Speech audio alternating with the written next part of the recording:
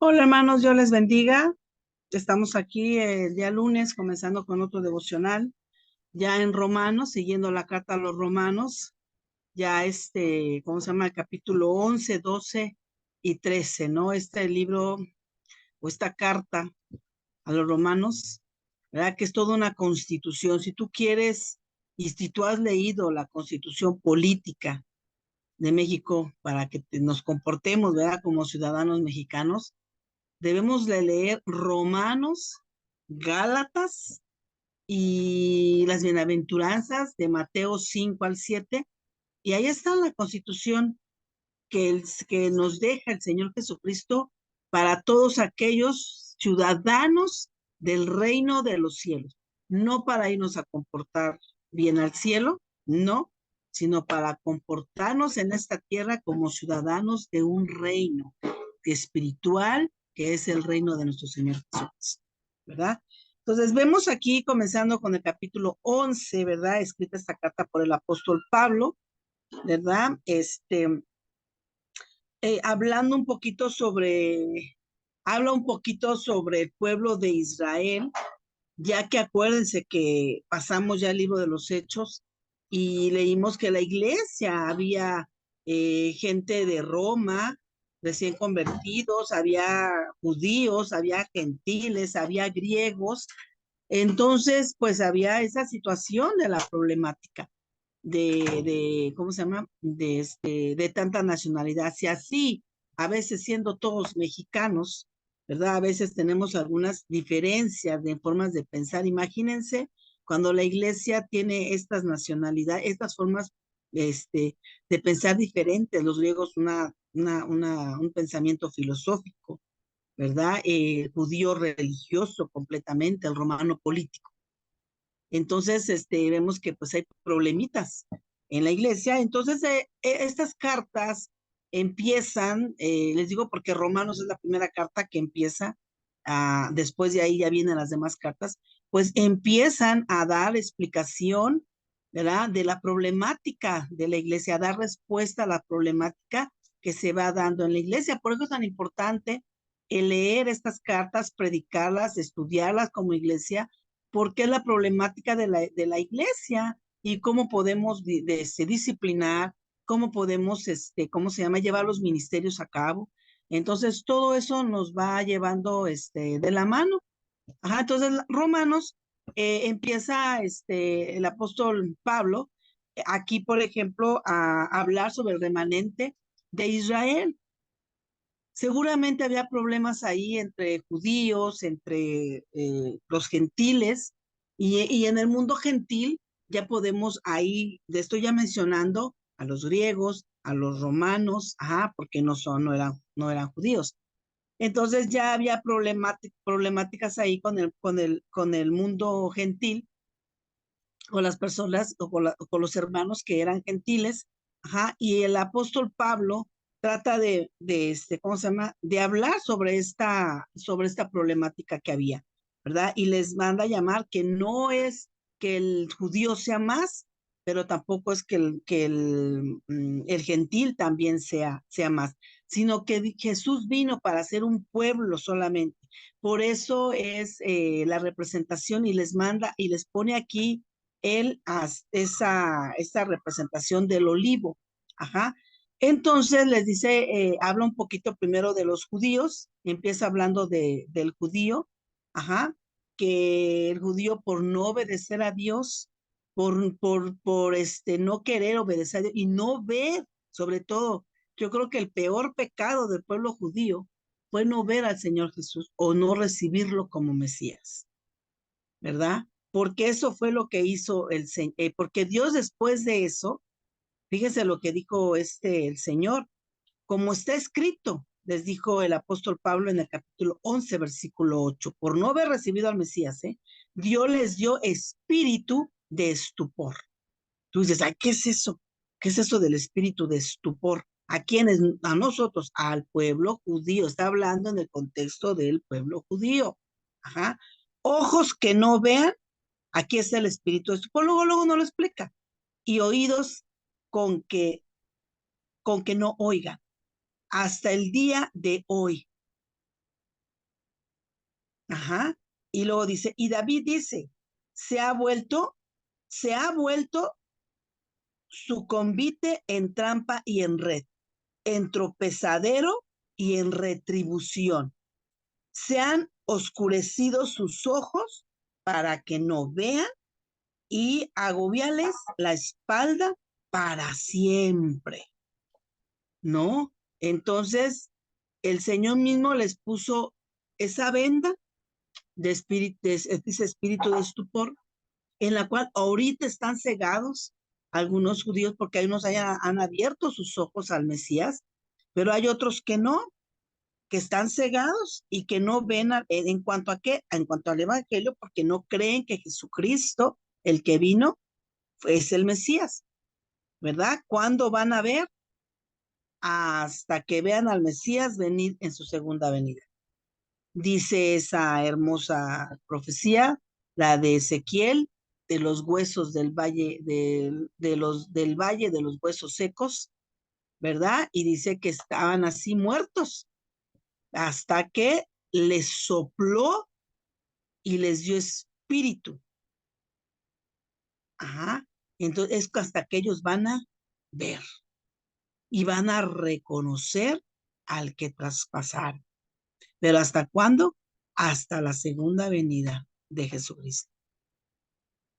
Entonces empieza el apóstol Pablo a hablarles de esa forma del remanente de Israel y luego comienza a hablar cómo es con los judíos.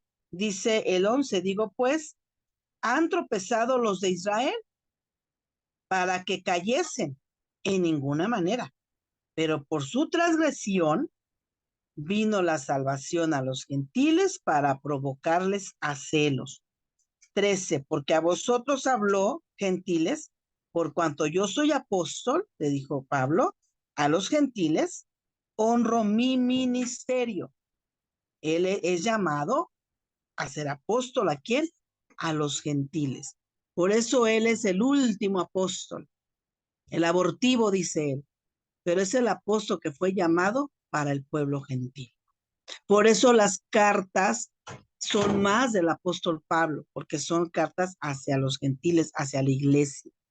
Versículo 17, pues si algunas de las ramas, aquí habla del olivo, fueron desgajadas y tú siendo olivo silvestre has sido injertado en lugar de ellas y has sido hecho partícipe de la raíz y de la rica savia del olivo, no te jactes contra las ramas, y si te jactas, sabe que no sustentas tú a la raíz, sino la raíz a ti.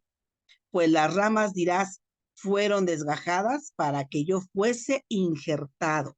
Bien, por su incredulidad fueron desgajados, pero tú por la fe estás en pie.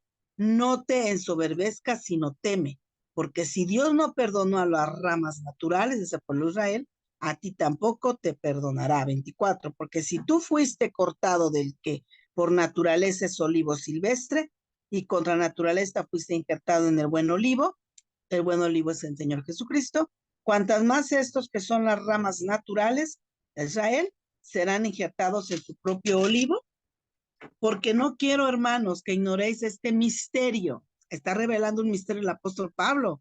Viene y revela muchos misterios el apóstol Pablo. Para que no seáis arrogantes en cuanto a vosotros mismos, que ha acontecido Israel endurecimiento en parte hasta que haya entrado la plenitud de los gentiles. Wow, qué misterio nos está revelando el apóstol Pablo. Y luego todo Israel será salvo, como está escrito, vendrá de Sion el libertador, que apartará de Jacob la impiedad. Y este será mi pacto con ellos, cuando yo quite sus pecados. ¿Qué nos está diciendo? ¿Qué gran misterio y qué grandes cosas nos enseña el apóstol Pablo aquí?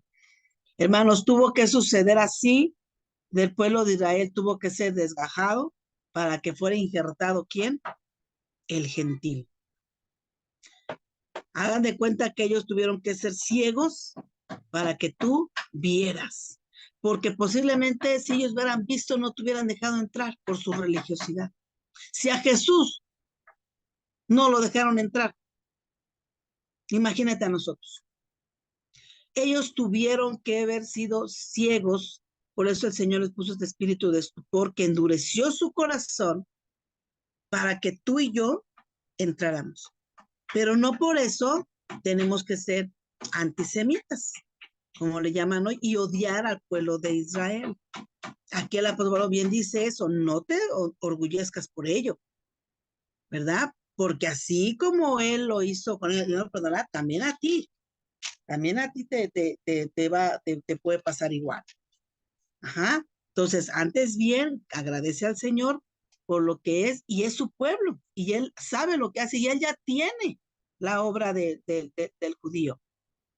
Dice que van a ser salvos y que sus ojos van a ser abiertos cuando entre la plenitud de los gentiles. Es quiere decir, la iglesia, ¿verdad? En el arrebatamiento, cuando se vaya, entonces va a venir y va a ser predicado. La iglesia no va a terminar de predicar el evangelio, ¿eh? No, no, no, no. La iglesia no va a terminar de predicar el evangelio, porque todavía falta predicarles el evangelio a los judíos. ¿Y quiénes van a ser? Esos comandantes que van a llegar a esos dos testigos que van a llegar con el pueblo de Israel, con los 144,000 y que van a predicarle a los judíos, para que entonces el espíritu de estupor sea quitado y puedan ver, ¿verdad? Y se les predique plenamente el evangelio. No va a haber estorbos para ello. Y luego todo Israel, dice, será salvo como está escrito. Vendrá de Sion el libertador que apartará de Jacob la impiedad. Ajá. Entonces, este es mi pacto con ellos. Entonces, eso es de Dios. Entonces, amados, nosotros, ¿qué es lo que tenemos que hacer? Es estar agradecidos con Dios por su gracia, porque Él nos liberó, porque Él nos dio una oportunidad de ser injertados en el olivo, que es el Mesías, que es Jesucristo. Y ahora después habla de todos los deberes cristianos que tenemos que ser como iglesia. Muy importante, hermano. Léanse el capítulo 12 de Romanos y el capítulo 13 de Romanos. Ajá. Ya el 12 es muy conocido, los primeros versículos. No me voy a profundizar mucho en ello porque ya se ha predicado mucho. Así que, hermanos, os ruego por las misericordias de Dios que presentéis vuestros cuerpos en sacrificio vivo, santo, agradable a Dios, porque es vuestro culto racional.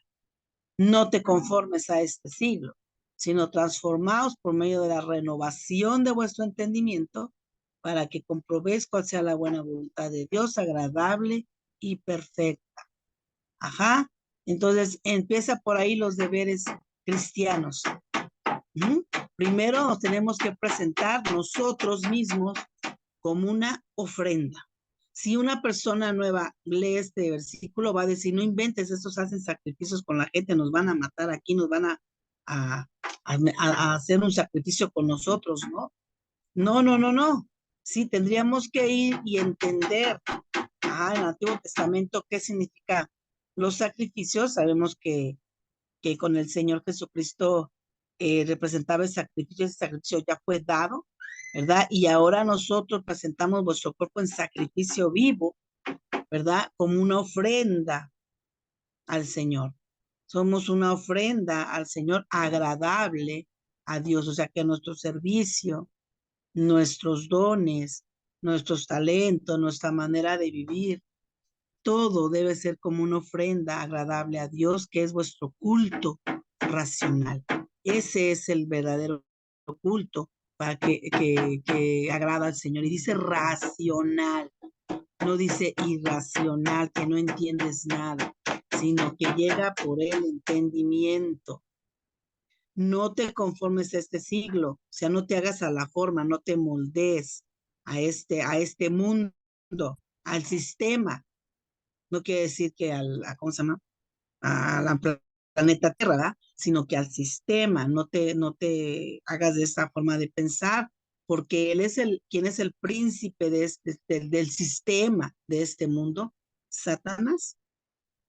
Sino transformados por medio de la renovación de vuestro entendimiento. ¿Dónde llega la renovación primeramente?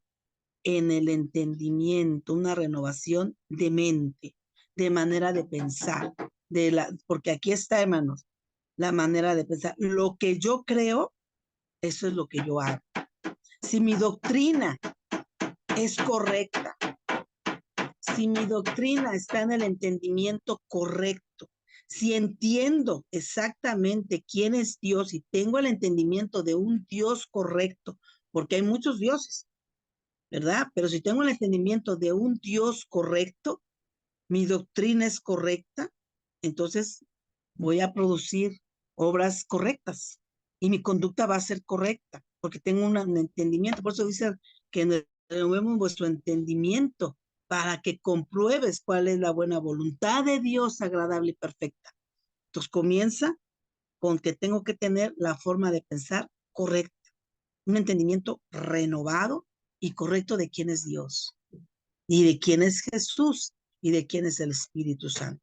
Y también tener el entendimiento de quién soy yo. Entonces, no, porque más adelante nos dice, no tengamos más alto concepto de sí mismos que el que debo de tener. Y ahí empiezan muchos deberes, como el que les acabo de decir. No tener alto concepto de nosotros, el que debo de tener. Y lo que leíamos ayer en nuestra sesión de negocios. Siendo muchos, somos un cuerpo en Cristo, ahí todos miembros los unos a los otros, de manera que tenemos diferentes dones, ¿verdad? Según la gracia que nos es dada. Es la gracia. El don es la gracia. Esta clase de don que estamos viendo aquí es la gracia de Dios en nuestra vida, porque hay dones ministeriales. Efesios 4, capítulo 4 del 11 y 12 creo es. Están los dones espirituales, primera de Corintios, capítulo, creo que es 12 también. Ajá, los dones espirituales dados por quién? Por el Espíritu Santo, de forma sobrenatural para la edificación del cuerpo de Cristo. Y esto dice que tenemos diferentes dones según la gracia que nos es dada. Son dadas por gracia, no porque tú lo merezcas, ¿sí? Por la misericordia de Dios, Él te da gracia. Cada que tú vayas, hermano, a pedir un trabajo, a trabajar, a estudiar, a donde quiera que nos presentamos, dame gracias, Señor. La gracia es indispensable en nuestra vida, en donde quiera que nos paremos. Danos gracia. Y aquí están estos dones, que es la gracia de Dios en tu vida. ¿Ya? Que de profecía, úsela conforme a la medida de la fe. O si de servicio, en servir, el que enseña en la enseñanza, el que exhorta en la exhortación, el que reparte, ¿verdad? Con liberalidad, o sea, que sea honesto y sea justo. El que preside con solicitud, o sea, que no sea un autoritario, un cacique, ¿no? Ajá. El que hace misericordia con alegría. Pero dice que el amor sea sin fingimiento, aborrecer lo malo, seguir lo bueno. Entonces aquí nos maneja algo muy importante que debe distinguir a un cristiano, que es el amor. Amaos los unos a los otros con amor fraternal. En cuanto a honra, prefiriéndonos los unos a los otros. El que quiera requerir diligencia, no perezosos, fervientes en espíritu, sirviendo al Señor. Ajá, y empieza a decirnos unánimes entre vosotros, no altivos, sino asociándonos con los humildes, no seáis sabios en vuestra propia opinión, lo que les decía, no os venguéis vuestros mismos amados míos, no, o sea, que no nos venguemos, que dependamos uno a los otros, estad en paz con todos los hombres mientras sea, donde esté mientras yo esté en mí, ¿verdad? Estar en paz con todos los hombres, ¿verdad? Dice que no los venguemos, dice el Señor, mi es la venganza, yo pagaré. Así que si tu enemigo tuviera hambre, dale de comer. Aquí está la constitución política de cómo se debe de cumplir. Haz de cuenta que es la continuación de la Sermón del Monte, del reino de Dios, de Mateo 5, capítulo 7. Te pasas para acá y siguen los deberes de cómo se comporta un ciudadano aquí en la tierra del reino de Dios. Si tú eres un ciudadano y si yo soy una ciudadana del reino de Dios, así me debo de comportar. Si llega mi enemigo, tiene hambre, dale de comer. Si tuviera sed, dale de beber. Pues haciendo esto, excusas de fuego amontonará sobre su cabeza. Quiere decir que la venganza es de quién? Del Señor, no tuya. Ajá, no se ha vencido de lo malo, sino tú vence con el bien el mal. Y sométanse todas personas a las autoridades, también nos habla aquí todas las autoridades, pagar a todos los que a todos los que le debemos, hay que pagarles tributo, impuestos, ajá, hay que respetar, honrar. Dice, respeto, al que respeto, respeto, al que honra, honra, ¿sí? No debáis nada a nadie, ¿sí? No adulterarás, no matarás, no hurtarás. Aquí viene todos los mandamientos, el versículo 9 hasta el versículo 10 del capítulo 13, ya vamos terminando, y dice, el amor no hace mal al prójimo, así que el cumplimiento de la ley es el amor. Por eso Jesús lo resumió en dos y está el amor implícito ahí. Amarás al Señor tu Dios con todo tu corazón y amarás al prójimo como a ti mismo. Es el resumen de toda la ley y así estarás cumpliendo con la ley y los profetas, ¿verdad? Entonces ahí está, y el versículo último 14, sino vestíos del Señor Jesucristo y no probéis para los deseos de la carne. Las dos cosas antitéticas, diferentes. ¿Sí? No provoquemos para los deseos de la carne, de este mundo, sino que nos vistamos del Señor Jesucristo. ¿Y qué es vestirnos del Señor Jesucristo? ¿Verdad? Ese es como discípulos de Él, hacer lo que Él hizo, dejar de hacer lo malo y comportarnos, lo que yo les decía, como ciudadanos del reino, como el Señor lo está diciendo, porque Él predicó y nos lo dijo con palabras, pero también lo predicó con el ejemplo. Entonces es vestirnos del Señor Jesucristo. O sea, cada que te vea tu vecino, cada que nos vean los hermanos, que nos parezcamos más a Jesús, más a Jesucristo. No que te digan los hermanos, ay, hermana, ay, ya se ve usted más gordo el día de hoy. Ya veo que subió más de peso. Ya veo que usted se ve enfermo. No, hermano, que no vean eso. Que vean la semejanza de nuestro Señor Jesucristo. Y les digo porque ya viene diciembre, ¿verdad? Ya viene la comedera, ¿verdad? Pero vamos a hacernos, hermanos, de propósito de parecernos más al Señor Jesucristo. ¿Sí? En este año, que sea un propósito de año nuevo, ¿verdad? Muchos decimos, vamos a bajar de peso, vamos a ponernos más fuertes, vamos a ir al gimnasio, enero, febrero, ahí están todos en el gimnasio, todos están allí, estamos todos a dieta y todo, para bajar de peso y para irnos mucho mejor, pero el propósito de año nuevo de nuestra forma espiritual es que nos parezcamos más a Jesucristo y que no sigamos los deseos de la carne. Amén. Pues bueno, hermanitos, que Dios les bendiga. Cuídense mucho esta primera semana y vamos a hablar. Padre, te damos gracias, Señor, por la vida que tú nos prestas hasta hoy. Te pido, Señor, que tú bendigas a tu pueblo, que tú le ayudes, que tú le guardes, Señor, y que todas las cosas que van a hacer esta semana, Señor, que las hagamos primeramente pensando que son para ti, Señor. Señor, y que todas estas conductas que manejan aquí, deberes, que como cristianos se nos dice que debemos de ser, Señor. Padre, ayúdanos, Padre. Ayúdanos, Señor, porque no es fácil. A veces, Señor, quisiéramos responder en la carne muchas veces, Padre. Pero enséñanos, Padre, a responder y a hacerlo más con el Espíritu, Señor, con mansedumbre, con ese fruto del Espíritu, Señor. Que brille más en nuestra vida el fruto del Espíritu, Señor, que las obras de la carne, Padre. Que nos notemos más, Señor, porque nos asemejamos más a Cristo, Padre, y no, Señor, que nos asemejemos más a personas de este mundo, Señor, que sean a lo mejor hasta famosos de este mundo, Señor. Padre, te damos gracias, Señor, por tu iglesia y bendícela, Padre, esta semana que inicia, Padre. En el nombre de Cristo Jesús te doy toda la gloria y toda la honra. Amén. Que Dios les bendiga, hermanitos. Buenas tardes.